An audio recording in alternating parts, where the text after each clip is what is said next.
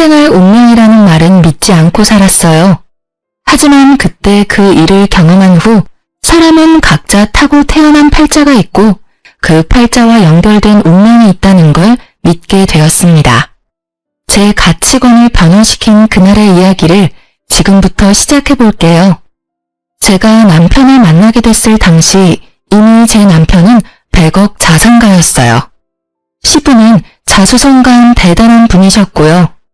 저는 그런 남편과 시부모님을 보면서 부럽다고 느꼈던 부분이 하나 있었어요. 부모는 자식의 거울이라는 말처럼 남편이 시부모님을 보고 배운 것이 부유함을 관리하는 방법이었다는 것이에요. 그 점이 남편과 살다 보니 부러움으로 바뀌어갔던 거예요. 제가 부유를 관리하는 방법을 알았다면 적어도 이런 대우를 받으며 살진 않았을 텐데 하는 마음이 자꾸만 들었거든요. 집안도 직업도 평범했던 제가 못마땅했던 시모. 그리고 그런 저를 무시하는 남편과 살면서 얻은 거라고는 제 하나뿐인 자식과 고생한 흔적만 고스란히 담긴 저 자신뿐이었어요. 남편이 돈 많은 자산가면 뭐하나요? 있는 놈이 더한다고 제게 돈 한 푼 쓰는 걸 아까워하는 사람인걸요. 본인은 옷이며 신발이며 값비싼 것들로 치장하기 바빴지만 제가 쓰는 살림살이는 그렇게도 아껴라 타박을 하던 사람이에요. 제 남편이. 당신 수진이한테 나 몰래 용돈 줬어? 애들이 무슨 돈이 필요하다고 돈을 쥐어줘? 오늘 수진이 소풍이라 이럴 때 아니면 언제 용돈을 줘요? 그리고 이제 애들도 자기 용돈 관리도 해보고 할 때 됐잖아요. 여보도 딱 수진이 나이 때부터 용돈 관리 연습했다면서요. 쟤가 나랑 같아?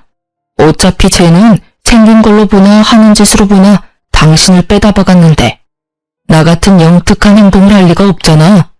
다시는 당신 멋대로 용돈 챙겨주는 짓 하지 마. 알겠어? 이제 용돈도 받고 자기가 돈 관리도 해볼 나이에요. 그리고 진웅이는 동생인데도 작년부터 당신이 용돈 주고 있잖아요. 아이들을 그렇게 차별하는 부모가 어딨어요? 수진이도 당신 딸이에요. 당신이 언제부터 나한테 언성을 높였지? 지금 이만큼 살고 있으니까 이게 다 당신이 읽어낸 줄 아나 봐. 그리고 차별하지 않도록 수진이도 날 좀 닮게 낳지 그랬어 그럼. 수진이 너, 네 엄마처럼 네 돈 아니라고 흥청망청 쓰지 말고 그대로 가져와. 알겠어? 정말 이렇게까지 해야 해요? 오늘 수진이 소풍날이라고요. 아이 용돈 좀 챙겨준 게 무슨 잘못이라도 된 것처럼 굴면서 아이 기분까지 망쳐야겠어요? 엄마, 나 괜찮아. 아빠, 저 괜찮아요. 용돈은 여기에 두고 갈게요. 저 용돈 필요 없어요. 엄마가 도시락도 챙겨주고 과자도 챙겨줘서 필요 없을 거예요. 저는 아이들 앞에서까지 저를 무시하는 것도 모자라 제 딸아이에게까지 저를 대하듯 행동하는 남편이 너무 싫었어요. 그래서 이혼을 결심했던 적이 한두 번이 아니었고요. 제 딸도 얼마나 마음이 고단했으면 한 번은 아무도 모르게 밤중에 이불을 머리 끝까지 뒤집고 우는 거예요. 우연히 화장실에 가려다 그런 모습까지 보게 되니 괜히 시부모님과 남편에게 넘치는 사랑을 받는 아들에게 얄미운 감정까지 들었어요. 네, 그러면 안 되는 거죠. 제 아들이 잘못한 건 아니니까요. 하지만 환경이 제 딸은 저의 아픈 손가락으로 만들더라고요. 그래서 딸아이에게 너무 힘들면 저와 이 집에서 나가 단둘이 지내는 건 어떻겠냐고 물었던 적이 있어요. 그런데 제 딸은 제 가슴을 미어지는 대답을 하더군요. 수진아, 엄마가 꼭 물어보고 싶은 게 있는데 솔직하게 대답해줬으면 좋겠어. 엄마랑 수진이랑 둘만 외할머니네에서 지내는 건 어떨까? 엄마랑 함께면 어디든 너무 좋아. 하지만 엄마, 아빠가 미워서 그런 거라면 난 싫어요. 아무리 나를 미워하는 아빠라도 난 없는 것보다 있는 게 좋아. 내가 사랑하는 아빠잖아. 제 이혼 결심을 말린 건 이런 제 딸이었어요. 부모는 자식 보고 사는 거라는 말을 실감하며 그렇게 참고 또 참으며 살아왔습니다. 하지만 돈만 알지 남의 마음이라고는 눈꽃만큼도 헤아릴 줄 모르는 남편은 변함이 없었어요. 거기다 나중에는 저와 제 딸의 대화를 어떻게 알았는지 저에게 더 못되게 굴었어요. 이렇게 모진 남편과 살면서 주변 사람들에게 들은 말이라곤 시댁과 남편 얼굴에 먹칠하는 여자였네요. 그래도 하늘이 조금은 도왔다고 생각해요. 제가 느낀 저의 인생 시간이 빠르게 흘렀으니까요. 일이 살다 보니 어느새 우리 아들이 결혼하는 날도 오더라고요. 며느리도 예쁜 외모만큼이나 싹싹하고 성격이 좋아 제 마음에 꼭 들었어요. 어쩌면 그래서 결혼 전에 더욱 걱정이 되었던 걸지도요. 거기다 여자라면 무시만 하는 줄 알았던 남편도 며느리 사랑은 시아버지라는 말을 증명이라도 하듯 며느리를 정말 예뻐했어요. 저는 그런 남편의 태도가 의아했지만 그래도 남의 귀한 자식이 천대받는 것보다 예쁨 받는 게 좋은 거니 다행이다 여기며 지냈어요. 그런데 남편이 저를 대하는 태도가 여전해서였을까요? 해가 갈수록 그 싹싹하던 며느리도 저를 대하는 태도가 변해갔습니다. 하루는 연차를 내서 쉬는 날이라며 며느리가 집에 찾아왔었어요. 아들은 바빠서 자기와 시간 보낼 틈이 없다면서요. 남편이 좋아하는 곶감을 한가득 사서 왔고 남편은 입이 귀에 걸렸더군요. 참 웃긴 게 제가 무슨 이 집 식모라도 되는 듯 며느리는 자연스럽게 그 곶감 상자를 제게 쥐어주더라고요. 거기다 자기가 제 윗사람이라도 된 것처럼 제게 고개만 살짝 까딱이며 인사를 하곤 상자만 건넨 뒤 휑하니 거실에 앉아있는 남편에게 향했어요. 아버님, 식사는 하셨어요? 저는 시댁 올 생각에 밥 먹는 것도 까먹고 나온 거 있죠. 오는 길에 가볍게 요깃거리 한 게 전부니까 아버님이랑 저녁 식사까지 하고 가도 괜찮죠? 그럼 물론이지. 아가, 오늘은 뭐 먹고픈 것 없냐? 네 시엄마가 다른 건 몰라도 그래도 음식 솜씨 하나는 봐줄만 해. 먹고 싶은 게 있으면 시엄마한테 다 말해놔라. 아버님도 참, 며느리가 돼서 어떻게 어머님께 요리해달라고 해요. 아무리 요즘은 허물없이 지내는 시어머니와 며느리가 많다고 해도 어머님께서 싫어하실지도 모르고요. 지금 네 시엄마 눈치를 보는 거냐? 네 시엄마가 나 몰래 눈치라도 주돈? 이 옆에 내가 안 보는 곳에서는 내게 시집살이 시키냐? 어머님처럼 좋은 분께서 시집살이라뇨. 전혀 그런 거 아니에요. 저 먹고픈 거 생겼어요. 아버님께서 요즘 기운이 없으신 것 같으니까 어머님께 백숙 먹자고 하면 좋겠어요. 제가 말씀드리고 올게요. 며느리는 남편과 한참을 떠들더니 주방에서 곶감 정리를 막 마친 제게 왔어요. 그러고는 말투나 표정까지 싹 바꿔서는 지시하듯이 제게 말하는데 단전부터 화가 확 치밀어 올랐어요. 하지만 저는 애써 참으며 좋게 둘러 말했어요. 아니, 다그치고 싶어도 남편이 떡하니 집에 있으니 할 수 없다는 게 적절한 표현이겠네요. 며느리도 그걸 아니 제 머리 꼭대기까지 기어올랐어요. 어머님, 곶감 정리 끝내셨으면 나가서 장 좀 봐오셔야 할 것 같아요. 아버님 안색이 별로 안 좋아 보이니까 오늘 저녁에 닭 사다가 백숙 좀 해주세요. 어려운 음식도 아니니까 할 것도 없고 어머님도 좋겠네요. 그럼 우리 아들한테도 연락해서 저녁에 집으로 오라고 하렴. 오랜만에 다 같이 식사하면 되겠구나. 그런데 얘, 말투는 좀 더 예의 있게 하는 게 어떨까? 그래도 어머니 나도 네 시부모인데 명령하듯 말하지 않았으면 좋겠구나. 아버님 앞에서는 한마디도 못하면서 주방에 돌뿐이라고 그새를 못 참고 지적질은. 그럴 시간에 얼른 가서 장이나 봐오세요. 참, 어머님은 백숙 별로 안 좋아하시죠? 오늘은 김치 간단히 식사하셔야겠네요. 메뉴가 마음에 안 들면 밖에서 대충 떠오고 오시던가요. 저는 며느리와의 대화에 속이 들끓었지만 문제를 일으키고 싶지 않아 자리를 피하고 밖으로 나왔어요. 아들과 딸아이를 오랜만에 볼 생각만 하며 기분을 달랬죠. 그런데 안타깝게도 달래졌던 제 기분은 또다시 구렁텅이에 빠졌어요. 제 아들과 며느리의 부부관계도 전 같지 않다는 걸 알아버린 걱정만 가득 쌓인 날이 되어버렸거든요. 신을 느낀 물씬 풍기던 전과는 달리 오랜만에 본 아들 부부는 서로 말도 잘 섞지 않았어요. 제 아들의 안색도 별로 좋지 못했고요. 그러니 이 모든 걸 모르고 싶어도 몰라지나요? 하지만 둘 사이에 잠시 갈등이 있나 보다고 부부싸움은 칼로 물베기라니 곧 좋아질 거라고 여기며 구태여 아는 티를 내지는 않았어요. 그런데 그 후로도 아들 부부의 사이는 여전히 냉랭한 듯 했어요. 꽤 오랫동안 그런 모습을 제게 보여왔거든요. 거기다 그렇게 지내는 시기가 점점 길어지고 며느리와 아들의 관계도 며느리가 저를 대하는 태도도 좋지 못하면서 막막함만 커져갔어요. 그 모든 걸 보고 느끼면서도 저는 늘 속으로만 삭히고 꾹 참으며 지내는 것 말곤 할 수 있는 게 없었어요. 그날의 일이 터지기 전까지는요. 제 아들과 저는 생일이 하루 차이가 나서 매해 생일 저녁은 함께 보냈어요. 결혼 후 분가했어도 이것만큼은 변함이 없었죠.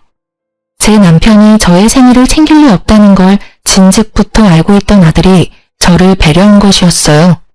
그 덕에 저는 매해 제 생일밥을 챙겨 먹을 수 있었던 거예요. 물론 그 생일상도 다 제 손으로 차렸지만 아들과 나를 위한 거라고 생각하니 생일 때마다 기뻤어요. 긴 세월 동안 아들의 배려가 저의 선물이었어요. 남편의 신임을 받고 있는 며느리가 아들 부부 사이에서는 실수였고 모든 것을 며느리가 원하는 대로 해왔지만 단 하나 저의 생일날 우리와 함께 보내는 것만큼은 아들이 고집을 부렸던 거예요. 며느리는 이 부분이 연애 때부터 결혼 후에도 쭉 불만이었던 듯 했어요. 그리고 결국 이 일로 인해 문제가 생기게 되었습니다. 아들 부부는 그날도 생일 파티를 위해 우리 집으로 넘어왔어요. 미리부터 준비를 하고 있긴 했지만 그날따라 유난히 오래 걸렸고 아들 부부가 도착한 후에도 꽤 오래 저는 주방에서 저녁 준비를 하고 있었죠. 너무 당연하게도 며느리는 손 하나 까딱하지 않았어요. 그래서 아들이 며느리를 대신해 저를 도왔고요. 그날따라 아들이 왜 그랬는 줄은 모르겠지만 아마도 고생하는 저와 반대로 편히 쉬고 있는 며느리의 모습에 속이 상했을 테죠. 한참을 저를 돕던 아들이 며느리에게 향하더니 뭐라고 말했는지 급격히 며느리의 표정이 어두워졌어요.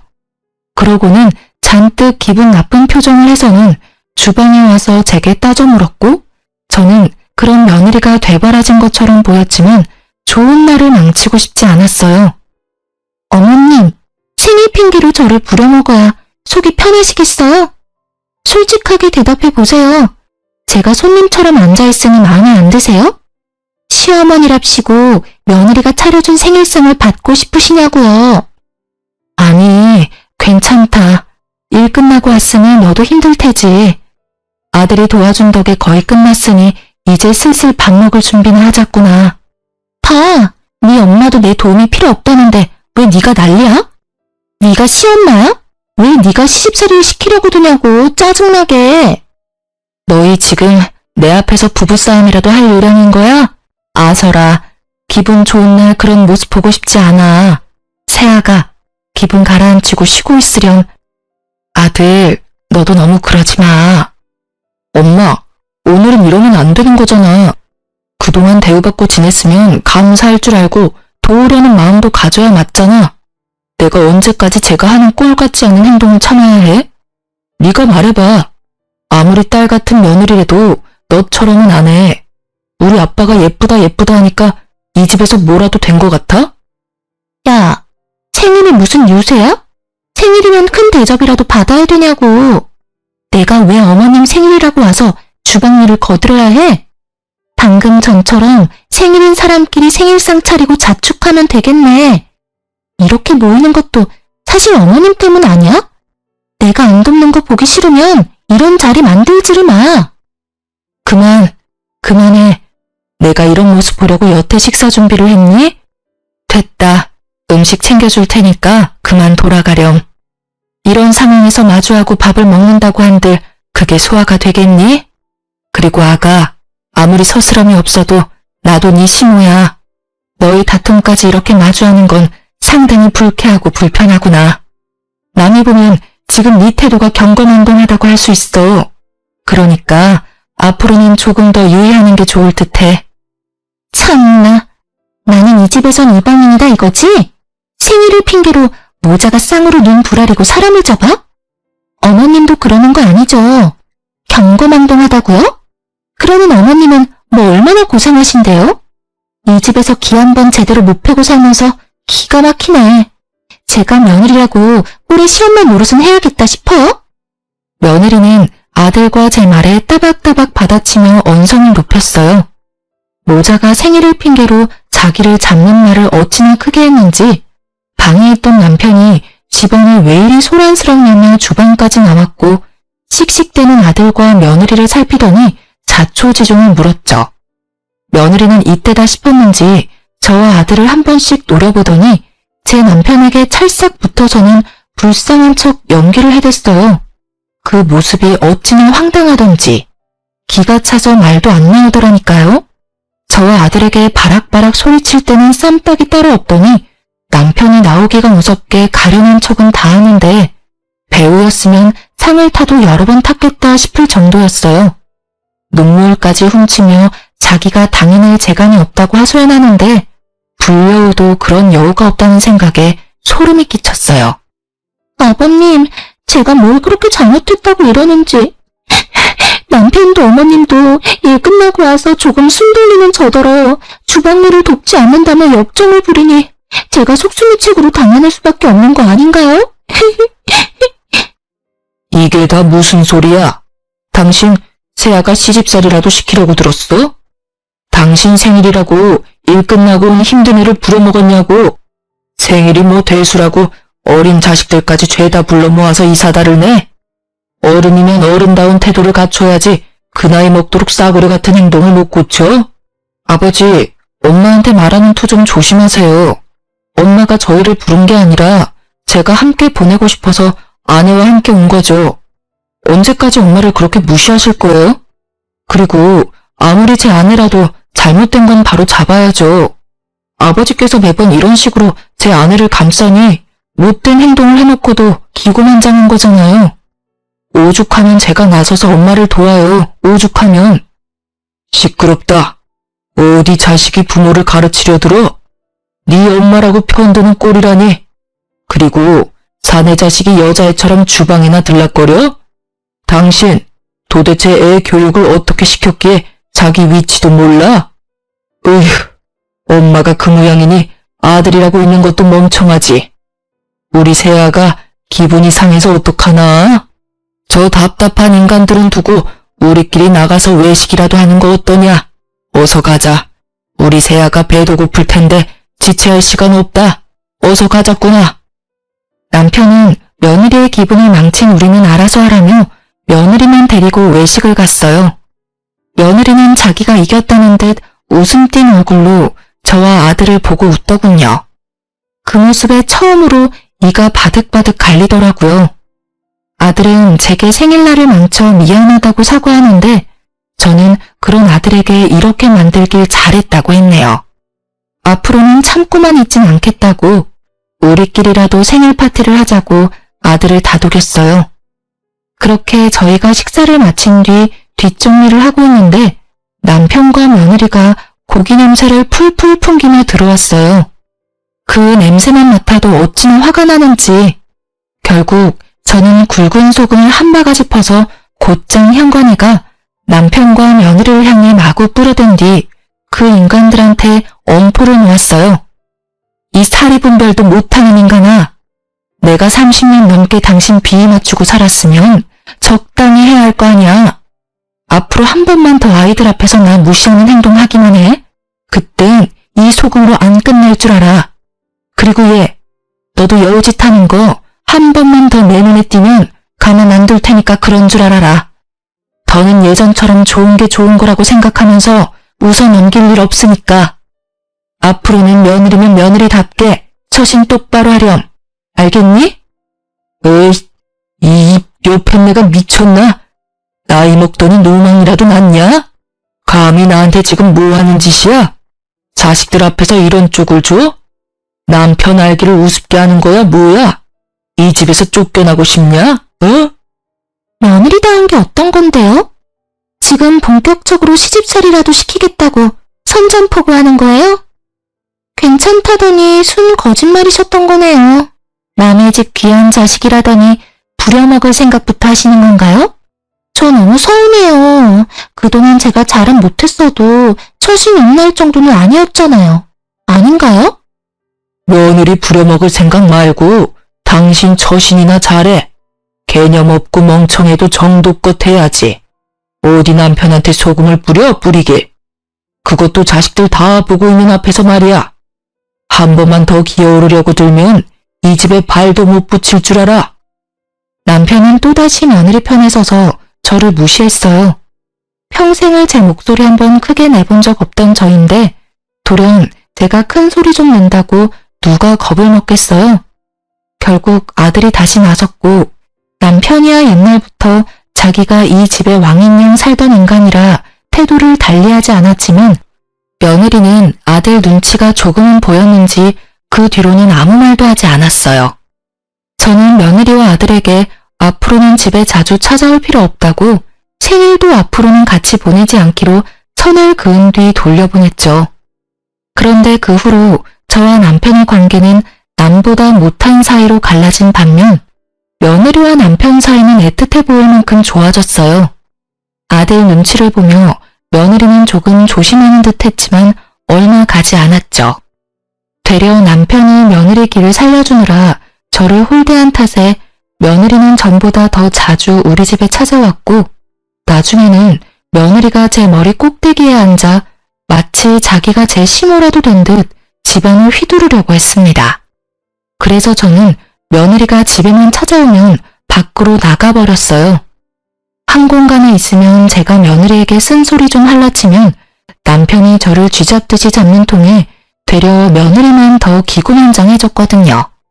그런 꼴을 계속 마주하느니 제가 그 자리를 피하기로 한 거예요. 그렇게 지내던 어느 날 며느리가 제게 전화를 해왔어요. 아주 살가운 목소리로 말하는데 어찌나 당혹스럽던지.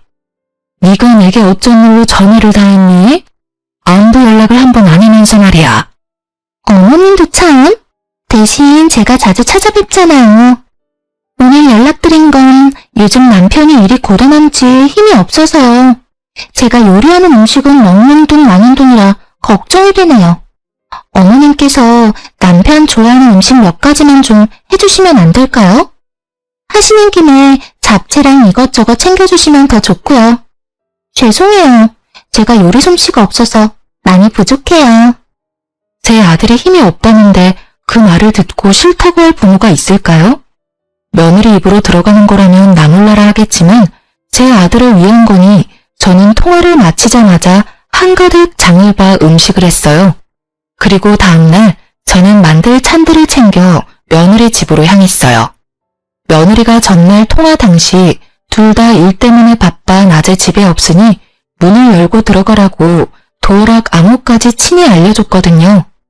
며느리가 급히 할 필요 없으니 주말 전까지만 가져다 주라던 말을 간과하고 급하게 준비했던 제 탓이었을까요? 아무도 없을 줄 알았던 아들 부부의 집에서 심장이 다 벌렁거릴 장면을 목격하고 말았습니다. 현관을 열고 들어서는데 신발장에 여자와 남자 신발이 아무렇게나 놓여있기에 처음에는 아들 부부가 바빠서 미처 신발 정리를 못했다고 생각했어요. 그런데 안으로 들어서자 화장실 앞에 옷가지들이 널브러져 있는 겁니다. 거기다 화장실 안에 있는 여자와 남자의 목소리가 밖으로 새어나왔죠. 저는 아들 부부가 휴가를 냈나 싶었어요. 아들과 며느리 사이가 다시 좋아졌나 싶어 혹시나 오붓한 시간을 방해라도 하게 될까봐 얼른 반찬만 냉장고에 넣어주고 가려고 빠르게 움직였어요. 그런데 간간히 들리는 남자의 목소리가 낯설게만 느껴지는 거예요. 쎄한 기분을 감출 길이 없어 혹시나 하는 마음에 아들이 받지 못하는 상황이라고 생각을 하면서도 작은 방에 들어가 아들 번호로 전화를 걸었어요. 하지만 신호가 얼마 가지 않아 아들이 전화를 받는 거 아니겠어요? 심지어 아들네 집에서 전화벨도 울리지 않았고요. 저는 명확히 확인하기 위해 아들에게 혹시 집에 있느냐고 물었고 아들은 이 시간에 어떻게 집이겠냐며 호탕히 웃으며 일하는 중이라는 거예요. 그때부터 제 손은 바들바들 떨려왔어요. 아들에게는 구태여 내색하지 않고 알겠다고 말한 뒤 전화를 끊었는데 그때 화장실 문이 벌컥 열리더니 안에 있던 여자와 남자가 나와 안방으로 들어가는 소리가 들렸어요. 사람이 참 이상하죠? 왜 그런 상황이 생기면 보고 싶지 않은데도 몸이 마음처럼 움직이질 않는 건지 뭐에 홀리기라도 한 듯 저는 그들이 들어간 안방으로 향했고 정신 나간 사람처럼 그것들의 모습을 마구 찍어댔어요. 제 등장에 며느리와 낯선 남자는 잠시 놀란 듯 싶었지만 역으로 저를 주거 침입자 취급을 하더라니까요. 저는 며느리의 뻔뻔함에 눈이 뒤집혀 머리채를 잡고 난리를 쳤어요. 내 아들 걱정하는 척은 다 하더니 감히 내 아들 집에 낯선 인간을 집에 들여? 네가 이러고도 인간이냐? 인간이냐고! 내 남편 앞에서 쇼할 때 알아봤어야 했는데 이 불려시 같은 게 감히 외간 남자랑 바람을 펴? 이 버러지만도 못한 거사. 당장 이 집에서 나가라고! 이거 안 나요? 놓으라고! 내가 바람을 피든 말든 당신이 무슨 상관이야? 여긴 내 집이기도 하거든? 그런데 내가 왜 나가야 하는데? 당신이나 나가. 이거 놓고 당장 나가요? 이 뻔뻔한 계집애가 넌 오늘 볼장 다 본 줄 알아? 이런 행실을 걸려놓고도 네가 무사할 줄 알아? 어머님이 뭘 어쩔 수 있는데요? 힘도 없으면서 나서봤자 뭐가 바뀔 줄 알아요? 그냥 서로 못 본 척하고 지내요. 어머님께서 아무리 난리쳐도 아무한테도 안 먹힌다는 거 몰라요? 아버님이 어머님 말을 믿을 것 같아요? 제 말 몇 마디면 끝일 거 서로 힘 빼지 말자고요. 저는 뻔뻔한 며느리의 언행에 곧장 아들에게 연락해 당장 집으로 오라고 소리쳤어요. 며느리는 서로 못 본 척 지내자는 말을 귓등으로도 듣지 않고 아들에게 연락한 게 화가 났던 건지 갑자기 제게 마구 손을 댔습니다. 그렇게 저와 며느리는 육탄전을 벌이게 되었고 낯선 남자는 그 틈을 타 불이 나게 도망을 갔어요. 그렇게 30분쯤 흘렀을까요? 제 아들이 도착했고 저는 며느리의 외도 사실을 털어놓고 제가 찍은 사진들까지 아들에게 보여주면서 당장 이 집에서 며느리를 내쫓으라고 노발대발을 했어요. 이게 다 무슨 말이야? 이 사진 속 남자는 도대체 누군데? 진짜 바람이라도 폈다는 거야? 당신이 말해봐. 엄마 말이 다 사실이야? 저것이 말을 하고 말고가 뭐가 중요해. 내가 둘이 엉켜있는 걸 두 눈으로 봤고 저것이 나더러 못 본 척하고 지내자는 말까지 했어. 그럼 인정한 거나 다름없는 거지. 어머님, 제발 좀 말 보태지 마세요. 가정 파탄 내는 게 목적인 게 아니시라면요. 댁으로 돌아가세요. 제가 남편과 직접 이야기할 테니까 일 키우지 마시라고요. 당신이야말로 수작 부리지 말고 이 사진 속 여자가 진짜 네가 맞는지만 대답해. 이 집에 다른 남자 끌어들인 게 사실이냐고. 진짜 이 모자가 끝까지 배려라고는 없네. 그래, 내가 다른 남자 끌어들였고 그걸 어머님이 봤어. 됐니? 그 사진 속 여자는 내가 맞고 남자는 내가 요즘 만나는 사람이야. 당신과 내가 부부이긴 하니? 우리가 살맛대고 안 지낸 지 몇 년이야. 그런데 어떤 여자가 바람이 났나니? 내가 바람이 난 건 다 당신 때문이라고. 어떤 이유에서든 바람은 용납되지 못해. 넌 정말 사람도 아니다. 나가. 당장 내 아들 집에서 나가라고. 다시는 이 집에 얼씬도 하지 마라. 며느리는 제게 자기 가정을 파탄낸 파탄자라는 욕설을 뱉고는 집을 나갔어요. 그날 이후 제 아들은 한참을 힘들어했어요. 아들은 괜찮다고 하지만 제 아들이 힘들어하는 모습을 보고 있자니 제가 큰 잘못이라도 한 것만 같았어요. 며느리의 말대로 어쩌면 제가 아들의 가정을 파탄낸 게 맞는지도 모르겠다는 생각이 자꾸만 들었거든요. 아들은 조금 진정된 뒤에 며느리를 상대로 이혼 소송을 걸었어요. 남편도 이 사실을 알고 제가 아들네 가정을 망쳤다며 부모도 아니라고 저를 괴롭혀댔어요. 거기다 아들과 며느리의 이혼 사실을 알게 된 후 남편은 밖에서 지내는 시간이 많아졌어요. 저는 며느리를 만나러 다니는 것은 아닌가 하는 생각이 자꾸만 들었죠. 예뻐했고 둘의 사이가 좋았던 만큼 연락이라도 하고 있는 건 아닌가 하고요. 그래서 하루는 남편의 뒤를 캐보기로 마음먹고 남편 몰래 뒤를 따랐죠. 그리고 곧 남편이 밖에서 만나던 사람이 누군지 확인하는 순간 저는 뒤로 까무러칠 뻔했습니다. 남편이 며느리의 불륜놈과 며느리까지 끼고 셋이서 무슨 가족이라도 된 듯 하하호호 웃으며 식사를 하고 있는 거 아니겠어요? 처음엔 납득이 가지 않아 머리가 새하얘졌어요. 하지만 곧 정신을 차리고 저는 그 자리에 쳐들어갔고 남편은 저를 보고 기함했어요. 당신 여기서 지금 저것들이랑 뭐해? 설마 며느리가 바람피고 있다는 사실을 알면서도 모른 척 지냈던 거야? 당신이 도대체 왜 내 아들을 상처 준 저것들이랑 같이 밥을 먹고 있는 건데? 당신이 여긴 어떻게 알고 왔어? 일단 여기서 이럴 게 아니라 집에 가서 얘기해. 내가 자초지종을 다 설명할 테니까. 가긴 어딜 가. 당신 머리가 어떻게 된 거 아니야? 아무리 며느리가 예쁘다고 해도 네 자식 상처 준 쓰레기 같은 것이랑 웃으며 밥을 먹어? 그것도 불륜남이랑 같이? 여기서 딱 말해. 어떻게 된 건지 저것들 앞에서 말하라고. 내가 무슨 말을 해도 아무도 안 믿을 거라고 자신 있게 말하더니 다 이런 이유 때문이었구나. 믿는 구석이 당신이었던 거야. 그렇지? 노망이 나도 단단히 났네, 이 인간이.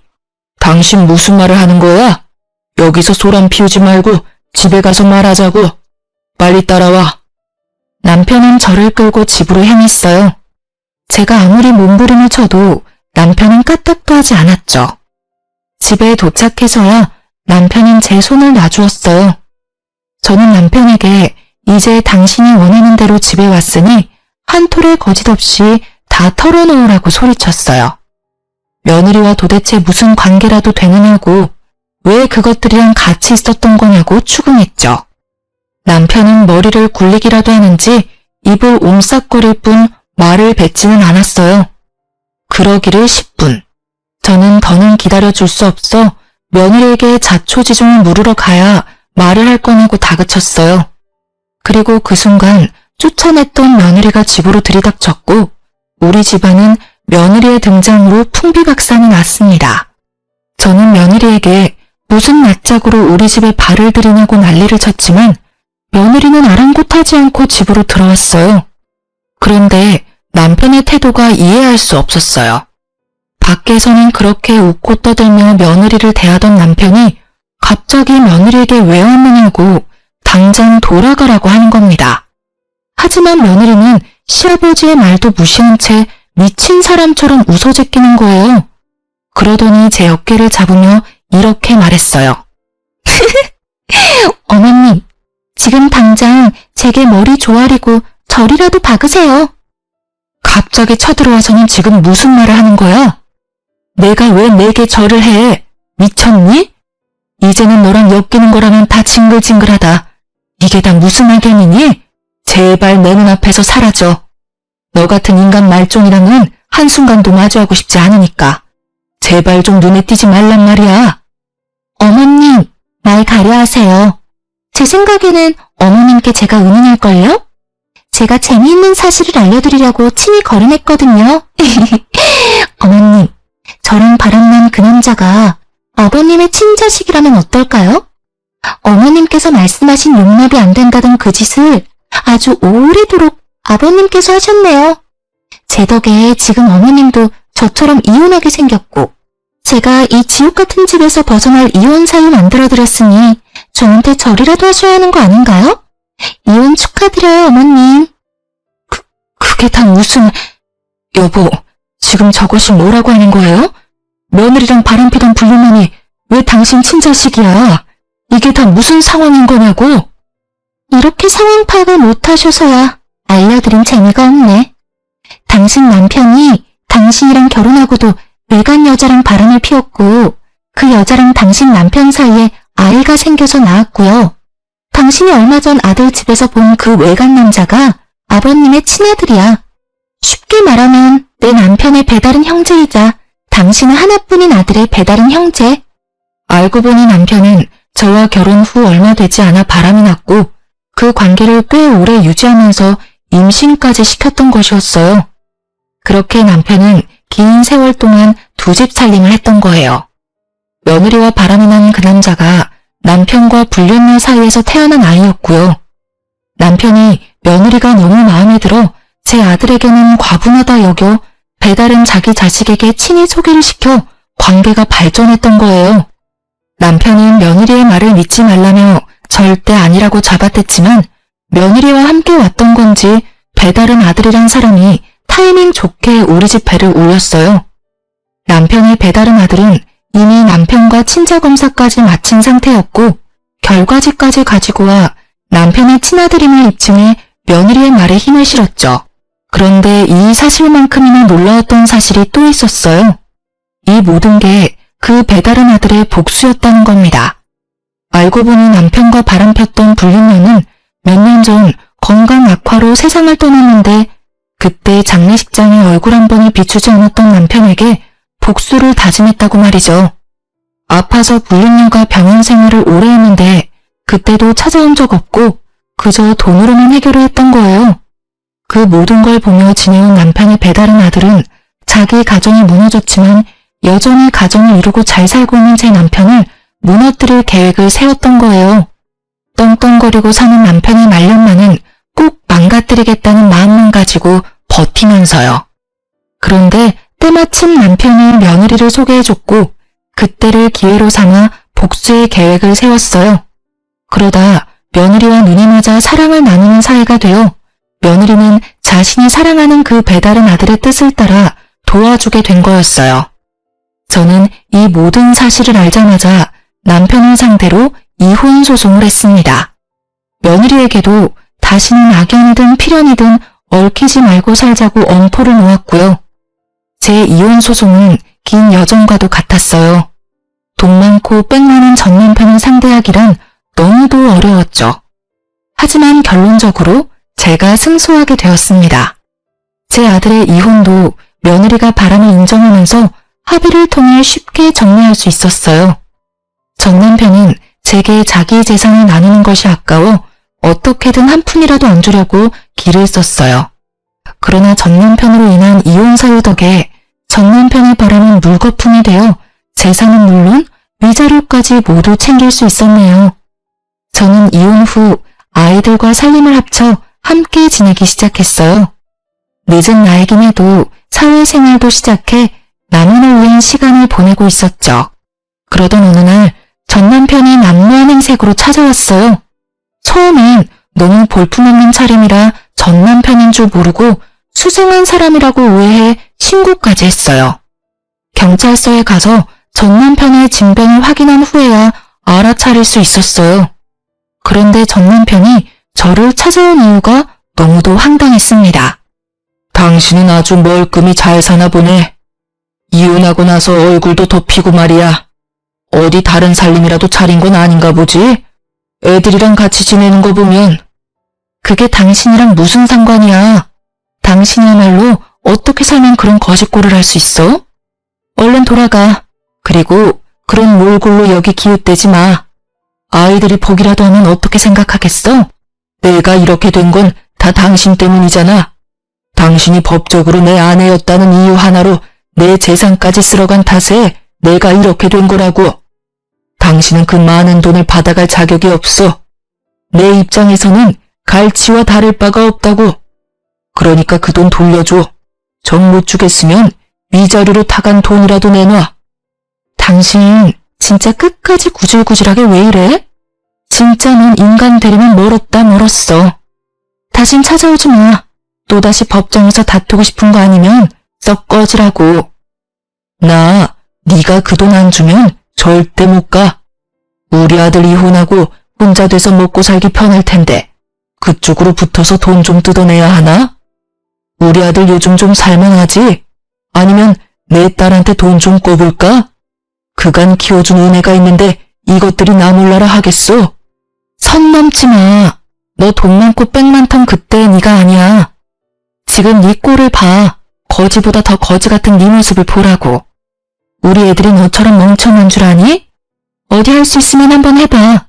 우리 애들이 너한테 10원 하나 주는지 말이야.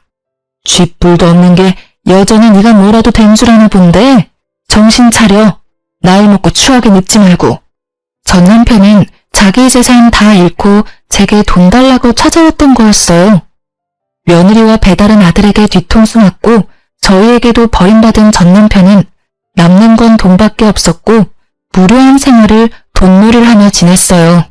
결국 그 많던 재산을 다 잃고 시댁에서도 내쳐져 제게 손 벌리려고 제 집 주변을 기웃대다가 사달이 난 거죠. 뻔뻔하게 아이들한테까지 손 벌리려는 전 남편의 태도가 기가 막혔어요. 저는 더 들어줄 것도 없다는 생각에 이전 시모에게 전화를 걸어 거짓골로 찾아온 당신네 아들 눈꼴 산후를 못 보겠으니 주워가라고 했어요. 전 남편은 제가 이전 시모에게 연락한 게 마음에 안 들었는지 못되게 굴며 제게 돈을 내놓으라며 협박을 하더군요. 야, 네가 나랑 이혼했다고 뭐라도 된 것 같냐? 나한테 벗어났다고 생각하면 오산이야. 네가 돈 주기 전엔 난 계속 너고 애들이고 찾아와서 깽판이라도 칠 생각이니까. 그러니까 그런 꼴 마주하고 싶지 않으면 당장 돈 보내. 당장 내 돈 내놓으라고, 내 돈. 네가 그러면 내가 전처럼 무서워할 줄 알고? 어디 한번 깽판 쳐봐. 새고랑 차고 싶으면 말이야. 한 번만 더 찾아왔단 봐. 나도 더는 가만히 있진 않을 거니까. 저는 전 남편을 더는 상대하고 싶지 않아 또 찾아와 돈을 요구하면 법정에서 만날 줄 알라고 엄포를 놓은 뒤 돌아왔어요. 하지만 그 뒤로도 몇 차례나 연락이 왔고 나중에는 우는 소리하며 제발 지낼 곳만이라도 마련해달라고 애원했지만 저는 들은 척도 하지 않았어요. 그 무렵 이전 시댁에서까지 제게 전 남편을 사람처럼만 살게 도와달라 연락이 왔어요. 예, 우리 아들 좀 살려주렴. 제발 내 아들 사람처럼만 살게 도와주면 안 되겠니? 너도 우리 애가 지금 어떻게 지내는지 알잖아. 오래 산정이 있는데 그런 모습을 보고도 가엾지 않니? 부탁이다. 우리 아들 좀 받아줘. 자꾸 제게 신뢰를 범하지 마세요. 이미 이혼했고 제가 그동안 남편과 살면서 어떤 대우 받으면서 어떻게 참아가며 살았는지 다 아시잖아요. 제가 그 꼴을 왜 또 해요? 제가 우스워서 몇십 년을 바람 피우면서 두 집 살림한 인간이에요.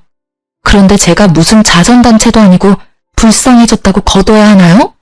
어머님 자식, 어머님께서 끝까지 책임지세요. 그것이 우리 집 재산까지 죄다 손을 대서 나도 더는 도와줄 형편이 못 돼서 그래. 그리고 다 늙어서 저렇게 망한 채로 살 수는 없지 않니? 내가 다 미안하다. 네가 좋은 사람이라는 걸 미처 몰랐어. 우리가 사람 보는 눈이 없었던 게지. 내가 이리 사과하마. 너희 다시 합치면 다시는 내게 못나게 굴지 못하도록 내가 다 단속하마. 그러니 제발 너그러이 봐주면 안 되겠니? 이래서 있을 때 잘하라는 말이 있나 보네요. 너그러이 봐줄 수 없고요. 저도 이제 제 인생을 살아야죠. 결혼 생활 내내 남편에게만 맞추며 저라는 사람은 없이 살았어요. 그때 단속하지 그러셨어요. 그리고 어머님, 뻔뻔하게 그만 연락하세요. 제가 무슨 쓰레기통인가요? 결혼 생활 내내 뒤로 다른 여자 품은 쓰레기를 제가 왜 다시 걷어요? 그 쓰레기 이제 어머님께서 치우세요. 나도 내 아들도 네가 있을 땐 미처 몰랐던 거야.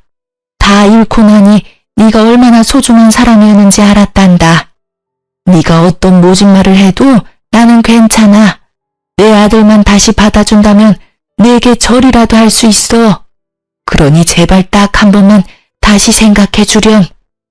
이런 말씀까지 드리게 돼서 정말 유감이지만 전 싫습니다. 어머님 아들 정말 볼품없고 못돼 처먹어서 제 인생에 다신 엮고 싶지 않아요. 그러니 다시는 연락하지 마세요. 어머님도 이제 제 어머님 아니시니까요. 저는 대차게 거절했고 그 후로 시댁의 연락도 전 남편의 연락도 모조리 끊어버렸어요. 제 아이들에게도 도움되지 않을 연락이니 아빠에 대한 연민이 있어 받아주고 싶은 게 아니라면 되도록 연락을 자제하라고 당부했죠. 그 뒤로는 그 어느 접점도 없었어요. 간혹 아이들에게 연락해온 것 같기는 하지만 아이들은 저를 배려해 이야기하지 않았어요. 그렇게 과거의 제 올가미와도 같은 인간들을 끊어내니 그제야 모든 것이 끝났다는 실감이 났어요. 몇 년이 흐른 지금은 주변에서 제 얼굴에 꽃이 만개한 것처럼 환하게 폈다는 말을 자주 해주세요. 저는 그 말이 어떤 의미인지 너무나 잘 알아요. 지금처럼 더없이 잔잔하고 또 행복했던 적은 없으니 당연히 얼굴색도 좋아지고 사람 사는 것 같아 보이는 거죠. 아이들만 오롯이 챙기며 단란하게 지내니 제 스스로도 돌아보게 되고 사회생활에 대한 재미도 느끼면서 하루하루 감사한 마음으로 보내게 되었어요. 남는 시간에는 취미생활까지 하면서 활동적인 사람으로 변화해가는 중이랍니다. 이전 며느리의 소식은 아주 간간히 아들을 통해 들었어요. 전 남편이 배다른 아들과 헤어져 자기 인생을 산다더군요.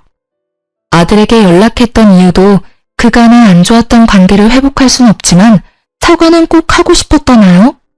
무례하고 미웠던 이전 며느리지만 이제는 어디서든 자기 몫을 잘하며 지냈으면 좋겠다 싶어요. 이 나이 먹고 누굴 미워하고 원망하는 마음으로 살아간다면 얼마나 불행하고 힘들어요.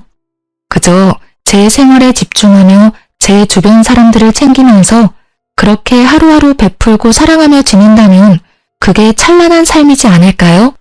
남편에게 대여서인지 며느리의 도끼를 느껴서인지 아들도 저도 재혼 생각은 없어요. 제 딸도 결혼 생각은 아직 없다고 하고요. 그래서 저희는 앞으로 한동안은 서로만을 챙기며 지낼 듯해요. 하지만 제 딸도 제 아들도 언제든 마음의 여유가 생긴다면 외롭지 않게 참하고 좋은 사람을 만나 인생의 이막을 시작하길 소망해봅니다. 제 사연 들어주신 많은 분께 감사 인사드리며 이만 마칩니다. 좋은 하루 되세요.